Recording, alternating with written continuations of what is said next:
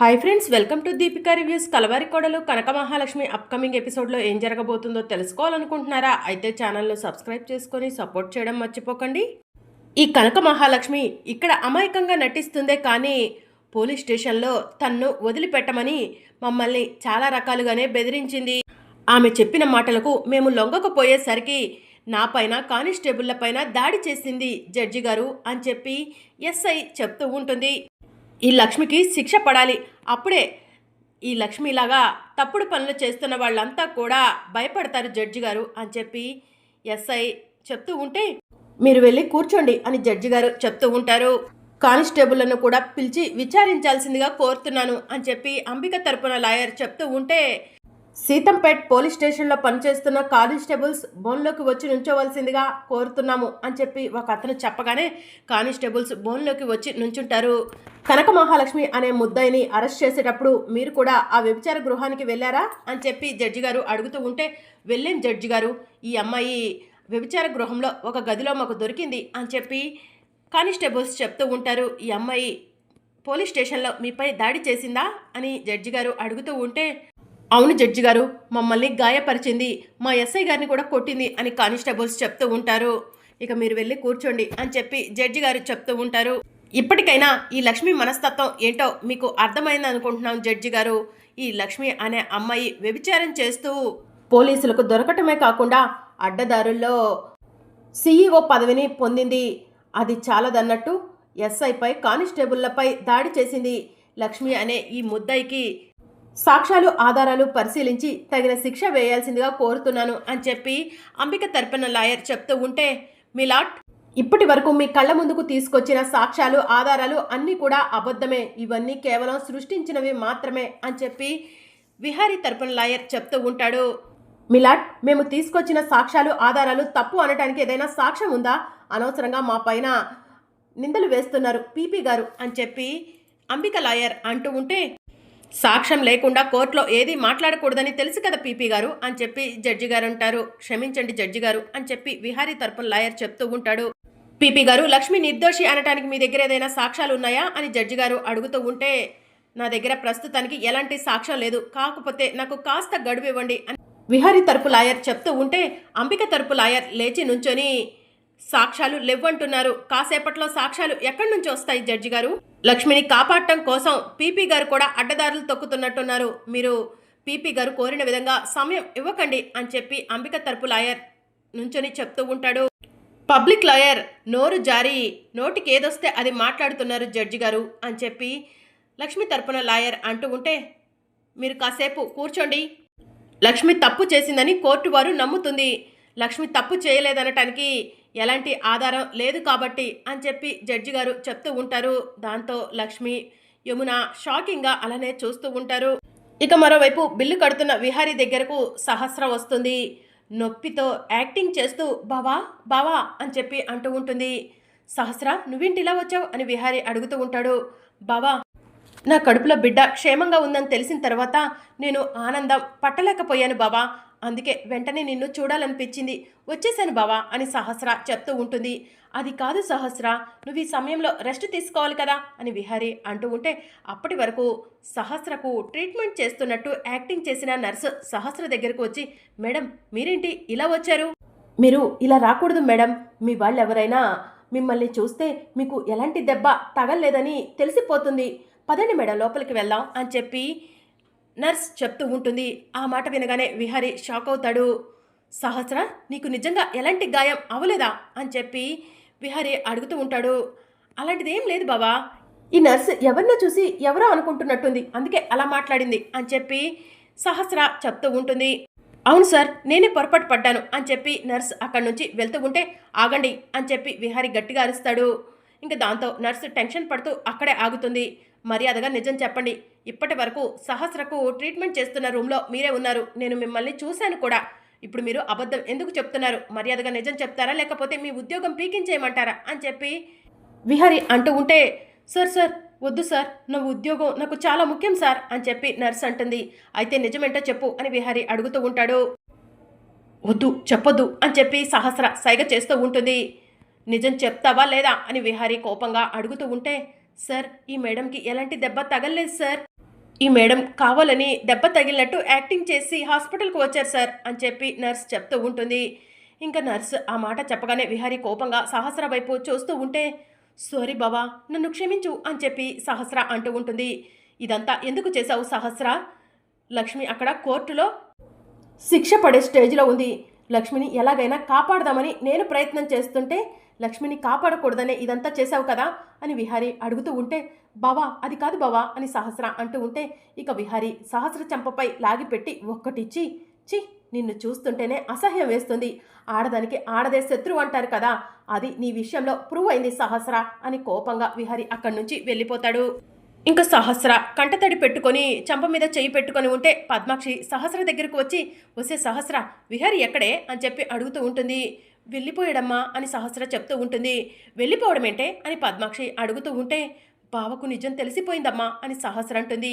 ఏయ్ పిచ్చి పట్టిందా, ఏం వాగుతున్నావు నువ్వు అని పద్మాక్షి అంటూ ఉంటే, అవునమ్మా బావకు నిజం తెలిసిపోయింది అని సహస్ర జరిగిందంతా కూడా పద్మాక్షికి చెప్తూ ఉంటుంది.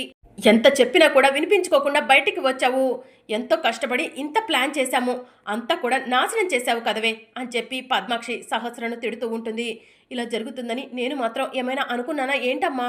ఆల్రెడీ ఇందాకలా అంబిక పిన్ని ఆ లక్ష్మికి శిక్ష ఖరారైపోయిందని చెప్పింది కదా, బావ కోర్టుకు వెళ్ళేసరికి ఆ లక్ష్మికి శిక్ష పడిపోతుందమ్మా, ఇక బావ ఏమీ చేయలేవడమ్మా అని సహస్ర చెప్తూ ఉంటుంది. చిచి, నువ్వు ప్లాన్ అంతా కూడా పాడు చేశావు, నాకు నిన్ను చూస్తుంటే కోపం వస్తుంది, రా ఇంటికి వెళ్దాం అని చెప్పి పద్మాక్షి సహస్రను తీసుకొని కోపంగా ఇంటికి వెళ్తూ ఉంటుంది. ఇక మరోవైపు విహారీ ఎలాగైనా సరే లక్ష్మిని నిర్దోషని నిరూపించాలి అని మనసులో అనుకుంటూ కార్ డ్రైవ్ చేస్తూ ఉంటాడు. ఇక మరోవైపు భుజంగం విహారీ అలా కార్ స్పీడ్గా డ్రైవ్ చేస్తూ వెళ్తూ ఉంటే చూస్తాడు. ఇదేంటి, ఈ పాటికే వీడు మొదటి భార్యను తీసుకొని కోర్టులో ఉండాలే, ఇలా రోడ్డు మీద స్పీడ్గా డ్రైవ్ చేస్తూ వెళ్తున్నాడు, అసలు విషయం ఏంటో తెలుసుకుందాం అని భుజంగం విహారీకి ఫోన్ చేస్తాడు. విహారీ ఫోన్ లిఫ్ట్ చేయగానే, అంత స్పీడ్గా కార్ డ్రైవ్ చేస్తున్నావు, ఎక్కడికి వెళ్తున్నావు ఏంటి, నీ భార్యను శిక్ష నుంచి తప్పించడానికా అని భుజంగం అడుగుతూ ఉంటే, రేయ్ నిన్ను వదిలిపెట్టనురా, నువ్వు ఎక్కడున్నా సరే వెతికి పట్టుకొని చంపేస్తాను అని చెప్పి విహారీ చెప్తూ ఉంటాడు. ఒరే విహారీ, నీకు నేను మాత్రమే శత్రువుని అనుకున్నాను, కానీ నాకు మించిన శత్రువులు నీకున్నారా, నీ మొదటి భార్యను నేను ఒక కేసులో మాత్రమే ఇరికించాను, కానీ నీ శత్రువులు ఎవరో కానీ కేసుల మీద కేసులు పెట్టి నీ భార్యను ఇరికిస్తున్నారా, నీ భార్యను నువ్వికా కాపాడుకోలేవు అని చెప్పి భుజంగం చెప్తూ ఉంటే, లక్ష్మిని ఈ కేసులో ఇరికించిన నిన్ను వదిలిపెట్టను, కేసుల మీద కేసులు పెట్టి ఇరికిస్తున్న వాళ్ళని వదిలిపెట్టను, చూస్తూ ఉండండిరా, లక్ష్మిని నిర్దోషిగా బయటికి తీసుకొచ్చిన తరువాత మీ అందరి అంతు తెలుస్తాను అని చెప్పి విహారీ కోపంగా ఫోన్ కట్ చేస్తాడు. ఆ లక్ష్మి అంత ఈజీగా బయటికి ఎలా వస్తుందిరా అని చెప్పి భుజంగం మనసులో అనుకుంటూ ఉంటాడు. ఇక మరోవైపు ఇప్పటికే లక్ష్మిని విచారించటం పూర్తయిపోయి ఉంటుంది, కోర్టు సమయం కూడా అయిపోతుంది అని విహారీ స్పీడ్గా కార్ డ్రైవ్ చేస్తూ ఉంటాడు. అప్పుడే సడన్గా కార్ ఆగిపోతుంది. ఇదేంటి కార్ సడన్గా ఆగిపోయింది అని విహారీ మనసులో అనుకొని కారు దిగి కార్ని చెక్ చేస్తూ ఉంటాడు. కారు ఇప్పుడు స్టార్ట్ అయ్యేలా లేదు, నేను ఇక్కడే ఉంటే లక్ష్మిని కాపాడుకోలేవను, ఎలాగైనా సరే లక్ష్మిని కాపాడుకోవాలి అని విహారీ పరిగెత్తుకుంటూ కోర్టుకు వెళ్తూ ఉంటాడు. ఇక అప్పుడే విహారీని సుభాష్ చూస్తాడు. వీడు ఏంటి కారులో వెళ్ళాలి కదా, కారులో వెళ్లకుండా పరిగెడుతున్నాడు, కారు ఏమైనా ట్రబుల్ ఇచ్చి ఉంటుందా, భలే కరెక్ట్ టయానికి దొరికాడు ఈ విహారీగాడు, వీడు అసలే ఇప్పుడు ఆ లక్ష్మిని కాపాడాలన్న యాంగ్జైటీలో ఉండి టెన్షన్లో ఉన్నాడు, వీడు ఎన్నోసార్లు నన్ను కొట్టాడు, వీడిపై రివెంజ్ తీర్చుకోవడానికి ఇదే కరెక్ట్ సమయం అని చెప్పి సుభాష్ మనసులో అనుకుంటాడు. విహారీకి ఎదురుగా వెళ్ళి విహారీ పరిగెడుతూ ఉంటే కాలుని అడ్డుగా పెడతాడు. దాంతో విహారీ కింద పడిపోతాడు. రేయ్ అని విహారీ గట్టిగా అరిచి వెనక్కి తిరిగి చూసేసరికి ఎదురుగా సుభాష్ ఉంటాడు. రేయ్ నువ్వారా అని విహారీ అంటూ ఉంటే, అవును విహారీ నేనే, నేను కావాలని నిన్ను కింద పడేశాను విహారీ అని చెప్పి సుభాష్ అంటాడు. ఇప్పుడు కదరా నీ సంగతి తర్వాత తెలుస్తాను అని విహారీ వెళ్తూ ఉంటే, ఆగు విహారీ, నిన్ను వెళ్లకుండా అడ్డుకోవడం కోసమే కింద పడేశాను అని చెప్పి సుభాష్ అంటూ ఉంటే, రేయ్ నాకు అర్జెంటు పని ఉందిరా వదలరా అని చెప్పి విహారీ అంటూ ఉంటే, ఏంటి నీకున్న అంత ఇంపార్టెంట్ పని, అంత అర్జెంటు పని, కోర్టులో ఆ లక్ష్మిని కాపాడటమేనా అని సుభాష్ అంటూ ఉంటాడు. లక్ష్మి కోర్టులో ఉన్న విషయం నీకెలా తెలుసురా అని విహారీ అంటూ ఉంటాడు. నాకు అలానే తెలిసిపోతాయిరా అని చెప్పి సుభాష్ విహారీని కొడుతూ ఉంటాడు. రే వదలరా వదులు అని విహారీ అంటూ ఉంటే, నిన్నెలా వదులుతాను, ఎన్నోసార్లు నన్ను కొట్టావు, ఆ పగంతా ఇప్పుడు తీర్చుకుంటాను అని చెప్పి సుభాష్ విహారీని కొడుతూ ఉంటాడు. ఇక విహారీకి రక్తం వస్తూ ఉంటుంది. ఏంటేంటి లక్ష్మి కోర్టులో ఉన్న విషయం నాకెలా తెలుసు అనుకుంటున్నావా? చెప్పనా? ఈ సమయంలోనైనా నీకు నిజం చెప్పాలరా. కాసేపట్లో నీ ప్రాణాలు పోతాయని నాకు అర్థమైపోతుంది.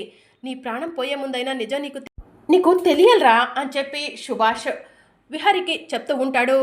ఏంట్రా ఆ నిజం అని విహారి రక్తంతో అడుగుతూ ఉంటాడు. నిజం చెప్పాలంటే ఆ లక్ష్మి నిర్దోషిరా. వ్యభిచార గృహంలోకి ఏదో అడ్రస్ వెతుక్కుంటూ వెళ్ళింది. కానీ లక్ష్మి ఎప్పుడు దొరుకుతుందా అని ఎదురు చూస్తున్న మేము లక్ష్మిని ఎలాగైనా ఇరికించటానికి ఇదే కరెక్ట్ సమయం అనుకున్నాము. అందుకే లక్ష్మిని గదిలో పెట్టి బంధించాము. ఆ సమయానికే పోలీస్ రైడ్ జరిగిందిరా. అలా లక్ష్మి వ్యభిచార గృహంలో వ్యభిచారం చేస్తుందని పోలీసులు నమ్మి అరెస్ట్ చేసి తీసుకెళ్లారు. ఆ విషయం అక్కడే ఆగిపోతే ఎలా? అందుకనే అది వీడియోలు తీసి ఫోటోలు తీసి మీడియాకి ఇచ్చింది నేనేరా. ఆ లక్ష్మి కానిస్టేబుల్ను కొట్టిందనటం కూడా అబద్ధం. అది కూడా నా క్రియేషనే అని సుభాష్ చెప్తూ ఉంటే రే అని చెప్పి విహారి ఒక్కసారిగా లేచి సుభాష్ని కొడుతూ ఉంటాడు. నువ్వు ఏం చేసినా కూడా ఇక లక్ష్మిని కాపాడుకోలేవురా అని సుభాష్ అంటూ ఉంటే లక్ష్మిని నేను కాపాడుకుంటాను అని చెప్పి విహారి సుభాష్ని కొడుతూ ఉంటాడు.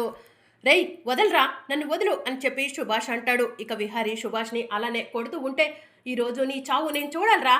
అప్పుడే నా మనసు శాంతి పడుతుంది. లక్ష్మిని ఇన్ని కేసుల్లో ఇరికించిన నిన్ను వదిలిపెట్టను. నీ చావు నా చేతుల్లోనే రాసి పెట్టుంది అని విహారి గన్ను తీసుకుని సుభాష్కి గురి పెడతాడు. వద్దు విహారి వద్దు, నన్ను చంపొద్దు అని సుభాష్ అంటూ ఉంటాడు. నువ్వు చావకపోతే ఎలా రా? అక్కడ పాపం అమాయకురాలైన లక్ష్మి నువ్వు చేసిన పనికి ఎంత బాధపడుతుందో. నీ వల్లే ఈరోజు లక్ష్మి ఇలాంటి పరిస్థితిలో ఉంది. నువ్వు బ్రతకటానికి వీల్లేదు అని చెప్పి విహారి గన్నుని షూట్ చేయబోతూ ఉండగా విహారి నీకు దండం పెడతాను, నన్ను చంపొద్దు విహారి. నన్ను చంపితే నీకు ఎలాంటి లాభం ఉండదు. అదే నన్ను తీసుకెళ్లి కోర్టులో చూపిస్తే నేను జరిగిందంతా చెప్తాను. లక్ష్మిని నువ్వు కాపాడుకోవచ్చు. ప్లీజ్ విహారి, నా ప్రాణాలను తీసేయొద్దు విహారి అని సుభాష్ అంటూ ఉంటాడు. నిజంగా కోర్టులో నిజం చెప్తావా అని విహారి అంటూ ఉంటే చెప్తాను విహారి అని చెప్పి సుభాష్ అంటాడు. ఇక దాంతో విహారి సుభాష్ని తీసుకొని సుభాష్ కారులోనే కోర్టుకు బయలుదేరతాడు. ఇక సుభాష్ ఒంటి నిండా రక్తం, విహారి ఒంటి నిండా రక్తం వస్తూ ఉంటుంది. ఇక సుభాష్ తప్పించుకునే ప్రయత్నం చేస్తూ ఉంటే రేయ్ తప్పించుకోవాలని ప్రయత్నం చేస్తే గన్లో ఉన్న బుల్లెట్ నీ గుండెల్లో దిగుతుంది, నీ ఇష్టం అని చెప్పి విహారి సుభాష్ని బెదిరిస్తాడు. ఇక మరోవైపు కోర్టులో జడ్జి గారు లక్ష్మి నిర్దోషి అనటానికి ఎలాంటి సాక్ష్యాన్ని పీపీ గారు తీసుకురాలేదు కాబట్టి లక్ష్మిని దోషిగా పరిగణిస్తూ కనక మహాలక్ష్మి అనే ఈ ముద్దాయికి 4 సంవత్సరాలు కోర్టు వారు జైలు శిక్ష ఖరారు అనగానే విహరి పరిగెత్తుకుంటూ వచ్చి జడ్జి గారు అని చెప్పి గట్టిగా అరుస్తాడు. దాంతో అందరూ షాకింగ్గా వెనక్కి తిరిగి చూస్తూ ఉంటారు. ఎవరు బాబు నువ్వు? నీ ఒంటి నిండా ఆ రక్తం ఏంటి అని జడ్జి గారు అడుగుతూ ఉంటారు. అవన్నీ తర్వాత జడ్జి గారు లక్ష్మి నిర్దోషి అనడానికి సాక్ష్యం తీసుకొచ్చాను అని విహారి అంటాడు. దాంతో అంబిక లేచి నుంచొని షాకింగ్గా చూస్తూ ఉంటుంది. నువ్వు తీసుకొచ్చిన సాక్ష్యం ఏంటి బాబు అని జడ్జి గారు అడుగుతూ ఉంటే రే రారా అని చెప్పి విహారి సుభాష్కి గన్ గురిపెట్టి తీసుకొచ్చి బోన్లో నుంచోబెడతాడు. సుభాష్ ఏంటి విహారికి ఎలా దొరికిపోయాడు అని చెప్పి అంబిక షాకింగ్గా అలానే చూస్తూ ఉంటుంది. రే నిజం చెప్తావా షూట్ చేయమంటావా అని విహారి అంటూ ఉంటే నిజం చెప్తాను అని చెప్పి సుభాష్ చెప్తూ ఉంటాడు. నమస్కారం జడ్జి గారు, నా పేరు సుభాష్. లక్ష్మి అనే ఈ అమ్మాయి నిర్దోషి. లక్ష్మి ఎలాంటి తప్పు చేయలేదు. లక్ష్మి నన్ను ఉద్యోగంలో నుంచి తీపించేసింది. ఆ కోపంతో ఆ పగతో లక్ష్మిని కావాలనే వ్యభిచార గృహంలోకి పంపించి పోలీసులతో అరెస్ట్ చేయించాను. అంతేకాదు లక్ష్మి కానిస్టేబుల్ని కొట్టలేదు, నేనే డబ్బులిచ్చి కానిస్టేబుల్ని కొట్టినట్టు క్రియేట్ చేయించాను అని సుభాష్ చెప్తూ ఉంటాడు. విహారి నిజమంతా చెప్పేశాను, ఇక నన్ను షూట్ చేయొద్దు విహారి అని సుభాష్ అంటూ ఉంటే జడ్జి గారు నిజమేంటో తెలిసి కదా లక్ష్మి నిర్దోషి అని విహారి అంటాడు. ఆఖరి నిమిషంలో సాక్ష్యాన్ని తీసుకొచ్చి లక్ష్మి అనే ఈ అమ్మాయి నిర్దోషని నిరూపించిన విహారిని కోర్టు వారు పొగుడుతూ లక్ష్మిని కావాలనే ఇన్ని కేసుల్లో ఇరికించిన సుభాష్ని అరెస్ట్ చేసి ఇతని వెనుక ఎవరున్నారో తెలుసుకోమని కోర్టు వారు పోలీసులకు ఆదేశించడం అయింది అని జడ్జి గారు చెప్తూ ఉంటారు. ఇక దాంతో కోర్టులో ఉన్న వాళ్ళంతా కూడా క్లాప్స్ కొడుతూ ఉంటారు. థ్యాంక్ యూ విహారి గారు, మీరు రాకపోతే నాకు శిక్ష పడేది అని లక్ష్మి అంటూ ఉంటే నిన్ను నేను కాపాడుతాను లక్ష్మి అని విహారి అంటాడు. ఒరే విహారి కరెక్ట్ సమయానికి వచ్చి లక్ష్మిని కాపాడేవరా అని యమున చారుకేశ అంటూ ఉంటారు. లక్ష్మి పదమ్మ ఇంటికి వెళ్దాం అని చెప్పి యమున లక్ష్మిని తీసుకొని ఇంటికి బయలుదేరుతుంది. మరి అప్కమింగ్ ఎపిసోడ్లో ఏం జరగనుందో తెలుసుకోవాలనుకుంటున్నారా? అయితే ఛానల్ను సబ్స్క్రైబ్ చేసుకోండి.